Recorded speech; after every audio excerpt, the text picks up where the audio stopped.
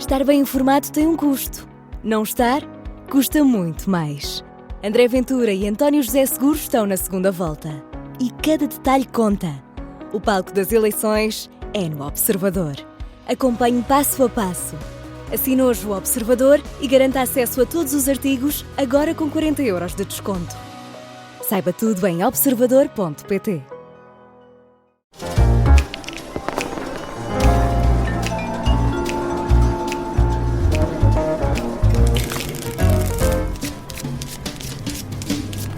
Fora do Baralho, edição extra de resposta a perguntas dos ouvintes. Como este domingo é dia de eleições em Portugal, sem interferir no ato eleitoral, vamos a outros temas de cariz mais internacional. Isto até rima tudo.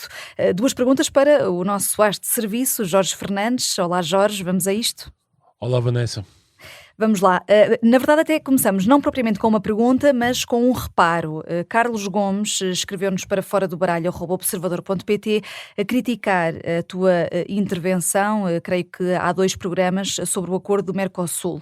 Este ouvinte diz que é agricultor no setor da pecuária e que o acordo não é mau para tudo, mas para o setor da agropecuária da Europa é, e que nesse programa criticaste o protesto do setor contra atores como se esses agricultores fossem uns irresponsáveis, e até dá aqui alguns exemplos, dizendo que o desmate da Amazónia vai acontecendo em prol da produção de leite e carne para exportação, que nesses países que vão fornecer a carne com este acordo do Mercosul, que todos teremos que comer quando a Europa não produzir, são utilizados nesses países fitofarmacêuticos que na Europa são proibidos há 30 anos, e que na Europa as explorações passam por um rigoroso controle sanitário e ambiental que nesses países da América Latina não se verifica. Se sabias da legalidade nesses países de produzir culturas geneticamente modificadas que na Europa não são? Bem, antes de mais agradecer aqui ao Sr.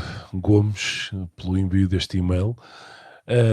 Bem, há aqui várias coisas que convém dizer. Em primeiro lugar, sobre estes últimos pontos que o ouvinte levanta, que são pontos importantes e são problemáticos, mas eu queria relembrar o ouvinte, enfim, não sei se viu com algum detalhe, um dos pontos precisamente que a União Europeia utilizou para, de alguma maneira, resolver estes problemas, ou que o ouvinte levanta, portanto, do facto de haver aqui um desnível, digamos assim, nos patamares de produção e da qualidade e de algum tipo de, enfim, para não estarmos perante um cenário de dumping, porque aquilo que o ouvinte escreve seria um cenário de dumping ambiental e de dumping social, se quisermos.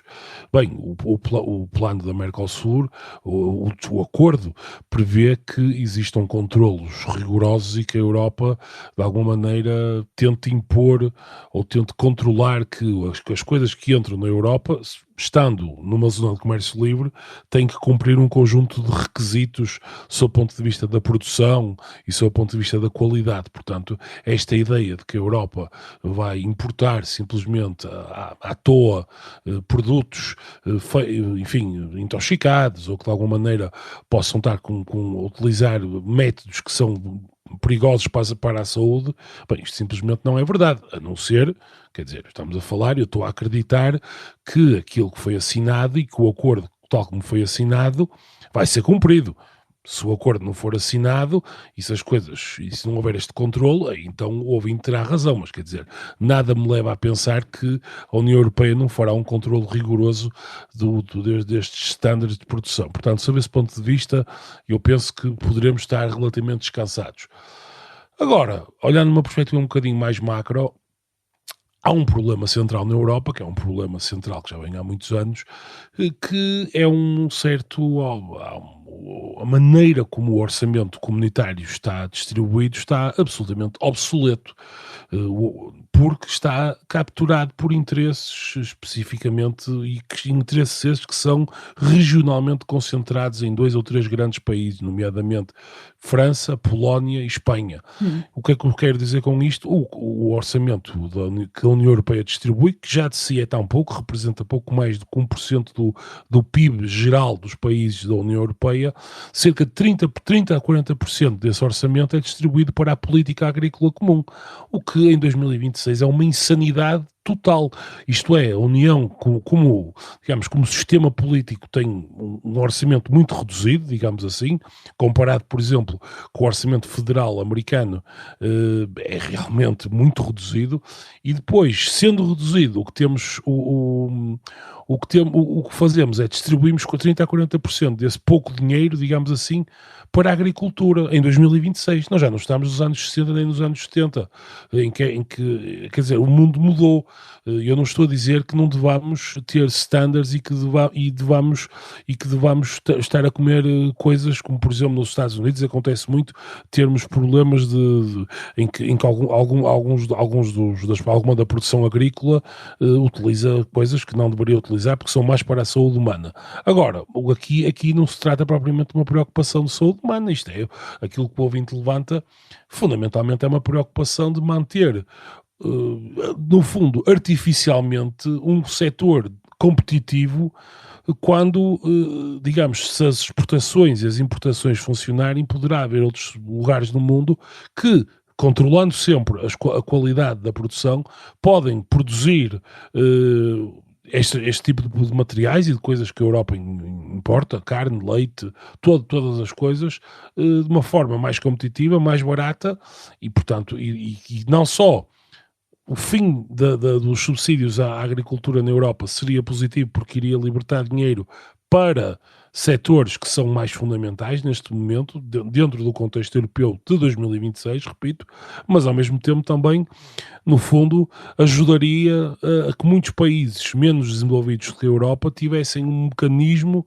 para se desenvolverem. Portanto, nós muitas vezes na Europa falamos e damos subsídios até a países, vou passar aqui, passa a expressão, do terceiro mundo, e se calhar, se abríssemos o comércio a esses países, seria uma maneira do seu modelo de desenvolvimento poder andar para a frente e podermos estar aqui perante quer dizer, um tratamento mais justo, não é? Porque o protecionismo, enfim, apesar de agora estar na moda, especialmente em alguns setores mais conservadores e mais reacionários, o protecionismo, para mim, pelo menos, não é uma solução para nada e, portanto, eu acho que aqui o Sr. Gomes deveria rever a sua posição, naturalmente, considerando a sua profissão e, portanto, eu percebo. Fica aqui esta resposta às críticas do ouvinte Carlos Gomes, que está sempre, naturalmente, com via aberta para nos escrever para fora do baralho @observador.pt.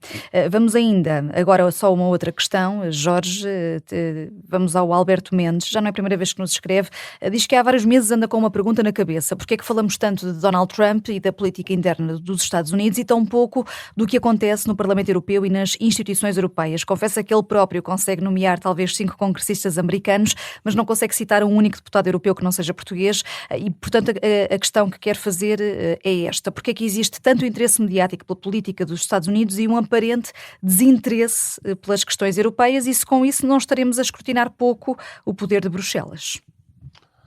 Bom, eu agradeço ao ouvinte, eu acho que já me lembro de ter respondido a uma pergunta deste ouvinte antes, portanto agradeço novamente o interesse sempre no nosso programa. Bem, eu acho que a resposta a esta é mais fácil do que a anterior, porque infelizmente o que acontece, as decisões que são tomadas em Washington neste momento sempre tiveram, não é? Mas o que acontece neste momento é que a Europa está um bocadinho do outro lado do muro, mas o que acontece é que as decisões que são feitas em Washington têm um impacto brutal na nossa vida do dia a dia e têm um impacto que é muito maior do que aquilo que o Parlamento Europeu tem. Portanto, eu acho que eu posso elaborar agora um bocadinho, mas a resposta simples e curta é esta.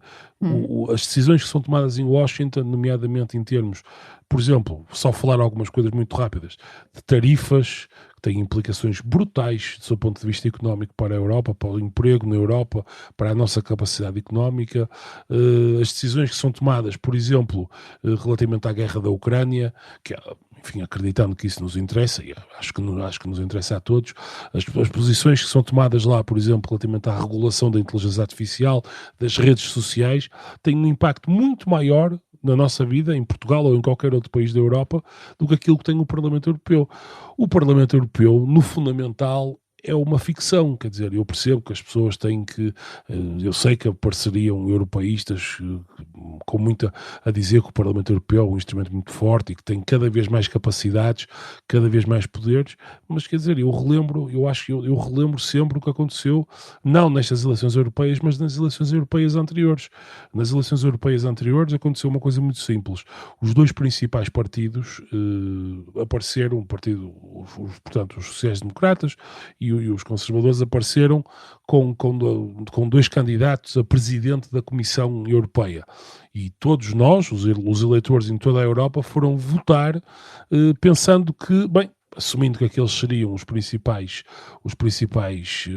blocos políticos no Parlamento Europeu, dali sairia o nome escolhido para liderar a Comissão Europeia. Bem, o que aconteceu foi que os eleitores europeus votaram, sabendo que eram aquelas pessoas, acabaram as eleições, e 2 semanas depois houve uma cimeira do G7 no Japão, e saíram notícias nos jornais internacionais, e Financial Times, no New York Times, em que houve um acordo de bastidores entre Merkel e Macron, em que eles decidiram que, bem, os candidatos que foram às eleições não interessam para nada, e na verdade nós vamos aqui arranjar Ursula von der Leyen, e vai ser ela a liderar a Comissão Europeia. Portanto, eu acho que este exemplo, que é recente, quer dizer, isto foi nas eleições de 2019, eu acho que este exemplo mostra à sociedade a inutilidade total do Parlamento Europeu, neste sentido mais profundo da palavra da política. Não estamos a falar na pequena regulação ou naquela pequena política, vamos ouvir estes interesses, vamos ouvir aqueles interesses, vamos representar isto. Estamos a falar no sentido da grande política, de vamos poder decidir quem é o Presidente da Comissão, vamos poder retirar os poderes, vamos tomar uma iniciativa que vai ser mesmo consequente. Estamos a falar no sentido político mais profundo da palavra. E, portanto, eu até que teria curiosidade de ouvir a opinião do ouvinte sobre o que é que ele acha deste exemplo que eu dei, que é real, pode verificar online, quando os eleitores foram chamados, tínhamos 2 candidatos e depois toda a gente votou, e depois no Japão 2 líderes europeus, nem sequer foi uma decisão, digamos, de todos os líderes europeus, portanto, em que tivessem todos os países presentes, ou pelo menos uma maioria dos países, Merkel e Macron jantaram e decidiram, bem, aquelas pessoas que foram às eleições, se calhar não são as pessoas que nos interessam, vamos meter aqui esta outra pessoa que é mais condizente com as preferências de França e da Alemanha neste momento. Olha, fica esse desafio também para o ouvinte, o Alberto, que nos escreveu. Também pode enviar as suas perguntas para foradobaralho@observador.pt, perguntas ou críticas, ou para o número 910024185, mensagem escrita ou até áudio por WhatsApp. Estamos aqui para receber. Jorge, obrigada. Até à próxima sexta-feira. Eu sou a Vanessa Cruz. Tenha uma boa semana.